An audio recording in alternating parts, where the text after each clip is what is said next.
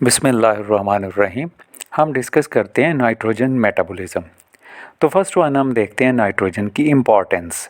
Small nitrogen amounts जो हैं या कंपाउंड्स जो हैं नाइट्रोजन के, वो हर एक लिविंग सेल में ज़रूर प्रेजेंट होते हैं in the form of structural proteins और मे बी फंक्शनल प्रोटीन्स।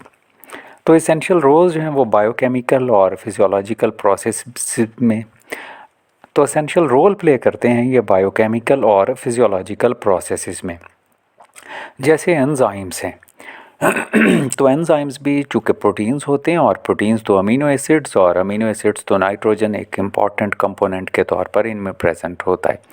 इसी तरह से स्ट्रक्चरल प्रोटीन्स जैसे एनिमल में हम देखें तो हमारे नेल और हेयर वगैरह जो हैं ये हमारे स्ट्रक्चरल प्रोटीन्स हैं। तो ये भी अगर प्रोटीन है ज़ाहिर है तो नाइट्रोजन इनमें एसेंशियल कंपोनेंट के तौर पर प्रेजेंट है। इसी तरह से क्लोरोफिल देखें तो उसमें amides, amino acids, nucleic acids, nucleotides, nitrogenous bases, hormones, vitamins और अल्कलॉइड्स जो हैं ये नाइट्रोजन के बगैर पॉसिबल नहीं है। तो नाइट्रोजन जो है वो इंतहाई एसेंशियल एक कंपोनेंट है हमारे लिविंग सिस्टम का। तो नाइट्रोजन जो है इसके हम फर्स्ट वन देखते हैं कि सोर्सेज क्या क्या हैं, हम इससे नाइट्रोजन को कहाँ से ले सकते हैं। तो प्लांट्स जो हैं वो नाइट्रोजन को यूज़ करते हैं in the form of nitrates and nitrites और अमोनियम साल्ट्स की सूरत में, और सम ऑर्गेनिक नाइट्रोजनस कंपाउंड्स भी एब्सॉर्ब कर लेते हैं सच एज यूरिया।